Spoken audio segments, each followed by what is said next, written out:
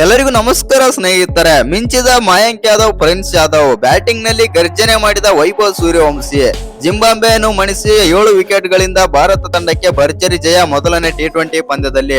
ಇನ್ನು ನಮ್ಮ ಭಾರತ ತಂಡ ಮೊದಲನೇ ಪಂದ್ಯದಲ್ಲಿ ಗೆದ್ದ ಬಳಿಕ ಜಿಂಬಾಬ್ವೆ ನಾಯಕ ಆಗಿರುವಂತಹ ಸಿಕಂದರ್ ರಾಜ ಅವರು ವೈಭವ್ ಸೂರ್ಯವಂಶಿ ಅವರ ಬಗ್ಗೆ ಅಚ್ಚರಿಯ ಹೇಳಿಕೆ ಆದ್ರೆ ನೀಡಿದ್ದಾರೆ. ಇನ್ನು ಈ ಹುಡುಗನಿಗೆ 15 ವರ್ಷನ ಅಂತೂ ಸ್ವಲ್ಪ ಶಾಕಿಂಗ್ ನಲ್ಲೇ ಮಾತಾಡ್ತಾರೆ. ಅಷ್ಟಕ್ಕೂ ವೈಭವ್ ಸೂರ್ಯವಂಶಿ ಅವರ ಬಗ್ಗೆ ಸಿಕಂದರ್ ರಾಜ್ ಅವರು ಏನೆಲ್ಲ ಮಾತನಾಡಿದ್ದಾರೆ ಮತ್ತು ಈ ಸೋಲಿನ ಬಗ್ಗೆ ಏನೆಲ್ಲ ಹೇಳಿದ್ದಾರೆ ಅಂತ ತಿಳ್ಕೊಂಬರೋಣ ಬನ್ನಿ. ಅದಕ್ಕಿಂತ ಮುಂಚೆ ನೀವೇನಾದ್ರೂ ಟೀಮ್ ಇಂಡಿಯಾದ ಅಭಿಮಾನಿ ಮತ್ತು ವೈಭವ್ ಅವರ ಅಭಿಮಾನಿ ಆಗಿದ್ದಲ್ಲಿ ಈ ವಿಡಿಯೋಗೆ ಒಂದು ಲೈಕ್ ಕೊಟ್ಟು ನಮ್ಮ ಚಾನಲ್ ಅನ್ನ ಸಬ್ಸ್ಕ್ರೈಬ್ ಮಾಡ್ಕೊಳ್ಳಿ. ಹಾಗೆ ಬೆಲ್ ಐಕಾನ್ ಅನ್ನು ಆಲ್ ಇಟ್ಕೊಳ್ಳೋದು ಮರಿಬೇಡಿ. ಇನ್ನು RRA ಸ್ಪೋರ್ಟ್ಸ್ ಕ್ಲಬ್ ನಲ್ಲಿ ನಡೆದ 3 ಪಂದ್ಯಗಳ ಟಿ20 ಸರಣಿಯ ಮೊದಲನೇ ಪಂದ್ಯದಲ್ಲಿ ನಮ್ಮ ಭಾರತ ತಂಡ ಆತಿಥೇಯ ಜಿಂಬಾಬ್ವೆ ವಿರುದ್ಧ 7 ವಿಕೆಟ್ ಗಳ ಭರ್ಜರಿ ಜಯ ಆದ್ರೆ ಸಾಧಿಸಿದೆ. ಇನ್ನು ಈ ಜಯದ ಮೂಲಕ ಸರಣಿಯಲ್ಲಿ 1.0 ಮುನ್ನಡೆ ಕೂಡ ಸಾಧಿಸಿದೆ. ಅಲ್ಲದೆ ಶ್ರೇಯಸ್ ಅಯ್ಯರ್ ನಾಯಕತ್ವದಲ್ಲಿ ಟೀಮ್ ಇಂಡಿಯಾ ಮೊದಲನೇ ಸತತ 6 ಸೋಲುಗಳ ನಂತರ ಜಯ ಆದ್ರೆ ಸಾಧಿಸಿದೆ. ಹೌದು ಸ್ನೇಹಿತರ, ಈ ಪಂದ್ಯದಲ್ಲಿ ಭಾರತ ತಂಡ ಟಾಸ್ ಗೆದ್ದು ಜಿಂಬಾಬ್ವೆ ತಂಡವನ್ನು ಕೇವಲ 125 ರನ್ಗಳಿಗೆ ಆಲ್ಔಟ್ ಕೂಡ ಮಾಡಿತ್ತು. ನಂತರ ವೈಭವ್ ಸೂರ್ಯವಂಶಿ ಸಿಡಿಸಿದ ಸಿಡಿಲಪ್ಪರದ ಅರ್ಧಶತಕ ಹಾಗೂ ಇಶಾನ್ ಕಿಶನ್ ಮತ್ತು ನಾಯಕ ಶ್ರೇಯಸ್ ಅಯ್ಯರ್ ಅವರ ಜವಾಬ್ದಾರಿಯುತ ಬ್ಯಾಟಿಂಗ್ ನೆರವಿನಿಂದ ನಮ್ಮ ಭಾರತ ತಂಡ ಕೇವಲ 13.2 ಓವರ್ಗಳಲ್ಲಿ 3 ವಿಕೆಟ್ ಕಳ್ಕೊಂಡು ಗುರಿ ಆದರೆ ತಲುಪಿತು. ಹೌದು ಸ್ನೇಹಿತರೆ, ಈ ಪಂದ್ಯದಲ್ಲಿ ಅಬ್ಬರಿಸಿದರು ವೈಭವ್ ಸೂರ್ಯವಂಶಿ. 126 ರನ್ಗಳ ಸಾಧಾರಣ ಗುರಿ ಬೆನ್ನತ್ತಿದ ನಮ್ಮ ಟೀಮ್ ಇಂಡಿಯಾ 3ನೇ ಓವರ್ ನಲ್ಲಿ ಮೊದಲನೇ ವಿಕೆಟ್ ಆದರೆ ಕಳೆದುಕೊಂಡಿತ್ತು. 8 ಬಾಲ್ಗಳನ್ನಾಡಿದ ಅಭಿಷೇಕ್ ಶರ್ಮಾ ಕೇವಲ 1 ರನ್ ಗಳಿಸಿ ಔಟ್ ಆದರು. ಆದರೆ ವೈಭವ್ ಸೂರ್ಯವಂಶಿ ಮಾತ್ರ ತಮ್ಮ ಅಬ್ಬರವನ್ನು ಮುಂದುವರಿಸಿದರು. ಹೌದು ಸ್ನೇಹಿತರೆ, ಇಶಾನ್ ಕಿಶನ್ ಜೊತೆಗೆ 2ನೇ ವಿಕೆಟ್ ಜೊತೆ ಆಟದಲ್ಲಿ 21 ಬಾಲ್ಗಳಲ್ಲಿ 45 ರನ್ಗಳ ಜೊತೆ ಆಟ ಆದರೆ ನಡೆಸಿದರು. 7ನೇ ಓವರ್ ನ ಮೊದಲನೇ ಬಾಲ್ ಅಲ್ಲಿ 2 ರನ್ ಪಡೆಯುವ ಮೂಲಕ ತಮ್ಮ ಸೊಚ್ಚಲ ಅಂತಾರಾಷ್ಟ್ರೀಯ ಶತಕ ಸಿಡಿಸಿದ ವೈಭವ್ ಸೂರ್ಯವಂಶಿ ಆ ನಂತರ ಎಸೆತದಲ್ಲಿ ಔಟ್ ಆದರು. ಇನ್ನು 19 ಬಾಲ್ಗಳನ್ನಾಡಿದ್ದ ವೈಭವ್ ಸೂರ್ಯವಂಶಿ 15 ವರ್ಷದ ಆಟಗಾರ ತಲಾ 4 4 4 ಸಿಕ್ಸರ್ಗಳ ಸಹಿತ 50 ರನ್ ಗಳಿಸಿ ಔಟ್ ಆದರು. ಆದರೂ ಟಿ20 ನಲ್ಲಿ ಅರ್ಧಶತಕ ಸಿಡಿಸಿದ ಅತ್ಯಂತ ಕಿರಿಯ ಬ್ಯಾಟರ್ ಎಂಬ ವಿಶ್ವ ದಾಖಲೆಯನ್ನು ಬರೆದರು. ಇನ್ನು ವೈಭವ್ ಸೂರ್ಯವಂಶಿ ವಿಕೆಟ್ ಹೋದ ನಂತರ ಬಂದಂತ ನಾಯಕ ಶ್ರೇಯಸ್ ಅಯ್ಯರ್ ಅವರು 3ನೇ ವಿಕೆಟ್ ಜೊತೆ ಆಟದಲ್ಲಿ ಇಶಾನ್ ಕಿಶನ್ ಜೊತೆ ಸೇರಿ 46 ರನ್ಗಳ ಜೊತೆ ಆಟ ನಡೆಸಿದರು. ಇಶಾನ್ ಕಿಶನ್ 24 ಬಾಲ್ಗಳಲ್ಲಿ 3 4 2 ಸಿಕ್ಸರ್ಗಳ ಸಹಿತ 35 ರನ್ ಗಳಿಸಿ ಔಟ್ ಆದರು. ಆದರೆ ನಾಯಕ ಶ್ರೇಯಸ್ ಅಯ್ಯರ್ ಅವರು 24 ಬಾಲ್ಗಳಲ್ಲಿ 3 4 ಗಳ ಸಹಿತ ಅಜಯ್ 28 ರನ್ ಗಳಿಸಿ, ತಿಲಕ್ ವರ್ಮಾ ಅಜಯ್ 6 ರನ್ ಗಳಿಸಿ ತಂಡವನ್ನು ಗೆಲುವಿನ ದಡಿ ಆದರೆ ಸೇರಿಸಿದರು. ಹೌದು ಸ್ನೇಹಿತರೆ, ಜಿಂಬಾಬ್ವೆ ಪರ ಬ್ಲೆಸ್ಸಿಂಗ್ ಮುಜರ್ಬಾನಿ 26 ರನ್ ನೀಡಿ 2 ವಿಕೆಟ್ ಪಡೆದರೆ ಅವರಿಗೆ ಸಾಥ್ ನೀಡಿದಂತ ರಿಚರ್ಡ್ ಎನ್ ಗಾರವ್ ಅವರು ಕೂಡ 1 ವಿಕೆಟ್ ಆದರೆ ಪಡೆದರು. ಇನ್ನು ಇದಕ್ಕೂ ಮುನ್ನ ಟಾಸ್ ಸೋತು ಮೊದಲು ಬ್ಯಾಟಿಂಗ್ ಮಾಡಿದಂತ ಜಿಂಬಾಬ್ವೆ ತಂಡ ನಮ್ಮ ಭಾರತೀಯ ವೇಗಿಗಳಿಗೆ ತತ್ತರಿಸಿದ್ರೆ ಹೋಯಿತು. 20 ಓವರ್ಗಳಲ್ಲಿ 7 ವಿಕೆಟ್ ಕಳ್ಕೊಂಡು 125 ರನ್ಗೆ ಅಷ್ಟೇ ಕಳಿಸಿತಂತಾನೆ ಹೇಳ್ಬೋದು ಜಿಂಬಾಬ್ವೆ ತಂಡ. ಹೌದು ಸ್ನೇಹಿತರೆ, ತವರಿನ ಮೈದಾನದಲ್ಲಿ ಟಾಸ್ ಸೋತು ಬ್ಯಾಟಿಂಗ್ ಆರಂಭಿಸಿದ ಜಿಂಬಾಬ್ವೆ ತಂಡ ಮೊದಲನೇ ಓವರ್ ನಲ್ಲಿ ಮೊದಲನೇ ಬಾಲ್ ನಲ್ಲಿ ವಿಕೆಟ್ ಆದ್ರೆ ಕಳ್ಕೊಂಡಿತ್ತು. 2 ವರ್ಷಗಳ ನಂತರ ರಾಷ್ಟ್ರೀಯ ತಂಡಕ್ಕೆ ಮರಳಿದ್ದಂತ ಮಯಾಂಕ್ ಯಾದವ್ ಅವರು ಬ್ರಿಯಾನ್ ಬೆನ್ನೆಟ್ ಅವರನ್ನು ಪೆವಿಲಿಯನ್ಗೆ ಗೋಲ್ಡನ್ ಡಕ್ ಆದ್ರೆ ಮಾಡಿದರು. ಇನ್ನು ನಂತರ ಬಂದಂತ 4ನೇ ಓವರ್ ನಲ್ಲಿ ಬೆನ್ ಕರನ್ ಪ್ರಿನ್ಸ್ ಯಾದವ್ಗೆ ಬಲಿಯಾದರು. ಅವರು 8 ಬಾಲ್ಗಳಲ್ಲಿ 10 ರನ್ ಗಳಿಸಿ ಔಟ್ ಆದ್ರ ಅಂತಾನೆ ಹೇಳ್ಬಹುದು. ಇನ್ನು 5ನೇ ಓವರ್ ನಲ್ಲಿ ಮಯಾಂಕ್ ಯಾದವ್ ಅವರು 14 ಬಾಲ್ಗಳಲ್ಲಿ 6 ರನ್ ಗಳಿಸಿದಂತ ಡಿಎನ್ ಮೈರರ್ಸ್ ಗೆ ಪೆವಿಲಿಯನ್ಗೆ ಆದ್ರೆ ದಾರಿ ತೋರಿಸಿದರು.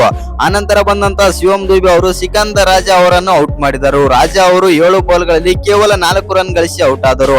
ಒಟ್ನಲ್ಲಿ ಹೇಳ್ಬೇಕಂತಂದ್ರೆ ಜಿಂಬಾಬ್ವೆ ತಂಡ 32 ರನ್ಗಳಾಗುವಷ್ಟರಲ್ಲಿ 4 ವಿಕೆಟ್ ಕಳೆದುಕೊಂಡು ಭಾರಿ ಆಘಾತ ಆದ್ರೆ ಅನುಭವಿಸಿತು. ಇನ್ನು ಈ ಹಂತದಲ್ಲಿ 100 ರನ್ ಒಳಗೆ ಆಲ್ ಔಟ್ ಆಗುವ ಭೀತಿ ಎದುರಿಸುತ್ತಾ ಇತ್ತು. ಆದರೆ ರಯನ್ ಬರ್ಲ್ ಹಾಗೂ ಮಧುವರೆ 5ನೇ ವಿಕೆಟ್ ಜೊತೆ ಆಟದಲ್ಲಿ 32 ರನ್ ಆದ್ರೆ ಸೇರಿಸಿದರು. ಇನ್ನು ಬರ್ಲ್ 32 ಎಸೆತಗಳಲ್ಲಿ ತಲಾ 1 4 1 ಸಿಕ್ಸರ್ಗಳ ಸಹಿತ 26 ರನ್ ಸಿಡಿಸಿ ರವಿ ಬಿಷ್ಣೋಯ್ಗೆ ವಿಕೆಟ್ ಆದ್ರೆ ಒಪ್ಪಿಸಿದರು. ಇನ್ನು 100ರ ಗಡಿ ದಾಟಿಸಿದ ಮಧುವರೆ ಮತ್ತು ಮರುಮಣಿ. ಹೌದು ಸ್ನೇಹಿತರೆ, ನಂತರ ಒಂದಾದಂತ ಮಧುವರೆ ಹಾಗೂ ಮರುಮಣಿ 6ನೇ ವಿಕೆಟ್ ಜೊತೆ ಆಟದಲ್ಲಿ 58 ರನ್ ಗಳಿಸಿ ತಂಡದ ಮೊತ್ತವನ್ನು 100ರ ಗಡಿ ಆದ್ರೆ ದಾಟಿಸಿದರು. ಇನ್ನು ಮಧುವರೆ 34 ಬಾಲ್ಗಳಲ್ಲಿ 3 4 1 ಸಿಕ್ಸರ್ಗಳ ಸಹಿತ 39 ರನ್ ಗಳಿಸಿ 20ನೇ ಓವರ್ ನಲ್ಲಿ ಔಟ್ ಆದರು. ಇನ್ನು ಒಟ್ನಲ್ಲಿ ಹೇಳ್ಬೇಕಂತಂದ್ರೆ ಜಿಂಬಾಬ್ವೆ ತಂಡ 20 ಓವರ್ಗಳಲ್ಲಿ 7 ವಿಕೆಟ್ ಕಳ್ಕೊಂಡು 125 ರನ್ ಆದ್ರೆ ಗಳಿಸಿತ್ತು.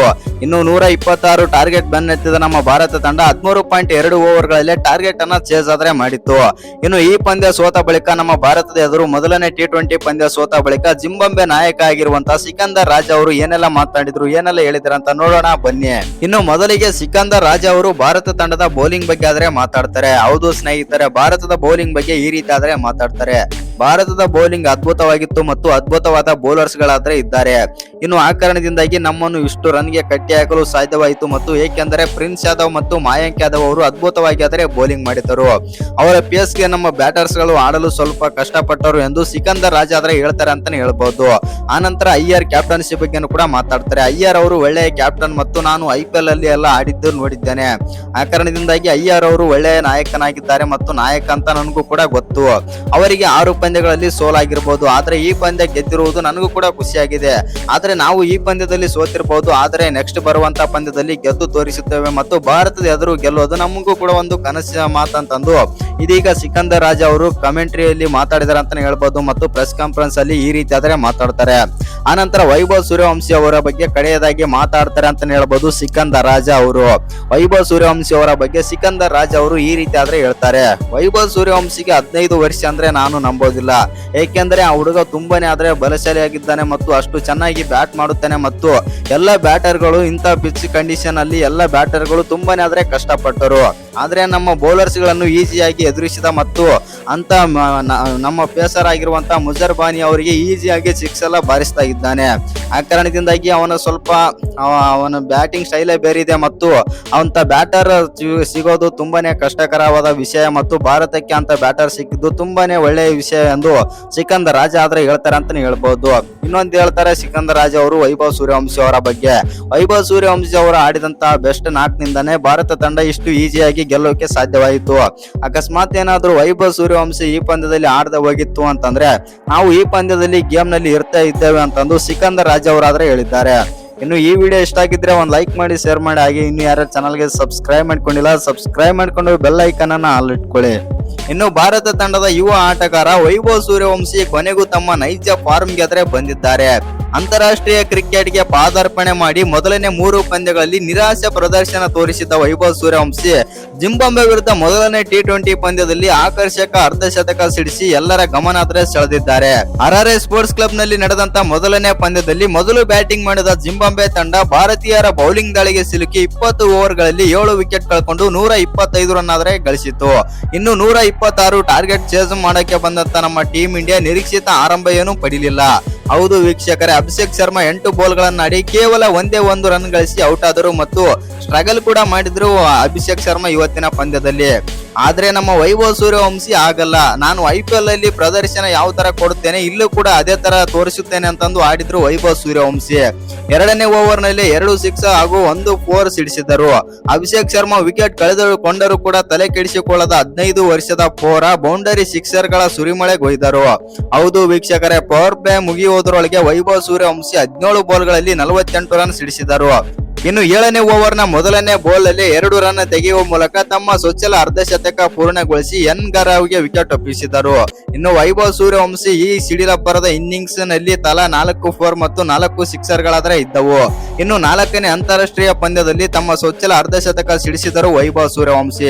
ಇದಕ್ಕೂ ಮುನ್ನ ಇಂಗ್ಲೆಂಡ್ ವಿರುದ್ಧ 3 ಪಂದ್ಯಗಳನ್ನಾದ್ರೆ ವೈಭವ್ ಸೂರ್ಯವಂಶಿ ಆಡಿದ್ದರು. 2ನೇ T20 ಪಂದ್ಯದಲ್ಲಿ 14 ರನ್, 3ನೇ T20 ಪಂದ್ಯದಲ್ಲಿ 13 ರನ್ ಮತ್ತು 4ನೇ T20 ಪಂದ್ಯದಲ್ಲಿ ವೈಭವ್ ಸೂರ್ಯವಂಶಿ ಕೇವಲ 15 ರನ್ ಆದ್ರೆ ಬಾರಿಸಿದ್ದರು. ಆ ಕಾರಣದಿಂದಾಗಿ ವೈಭವ್ ಸೂರ್ಯವಂಶಿ ಅವರಿಗೆ 5ನೇ T20 ಪಂದ್ಯಕ್ಕೆ ಅವಕಾಶ ಆದ್ರೆ ಸಿಕ್ಕೇ ಇರಲಿಲ್ಲ ಅಂತಾನೆ ಹೇಳ್ಬಹುದು. ಆದ್ರೆ ಇವಾಗ ವಿಶ್ವ ದಾಖಲೆ ಆದ್ರೆ ನಿರ್ಮಿಸಿದ್ದಾರೆ ವೈಭವ್ ಸೂರ್ಯವಂಶಿ. ಇನ್ನು 18 ಬಾಲ್ ಗಳಲ್ಲಿ 50 ರನ್ ಗಳೊಂದಿಗೆ T20 ಕ್ರಿಕೆಟ್ ನಲ್ಲಿ ಅರ್ಧಶತಕ ಪೂರೈಸಿದ ವಿಶ್ವದ ಅತ್ಯಂತ ಕಿರಿಯ ಬ್ಯಾಟರ್ ಎಂಬ ವಿಶ್ವ ದಾಖಲೆಗೆ ಪಾತ್ರರಾದರು.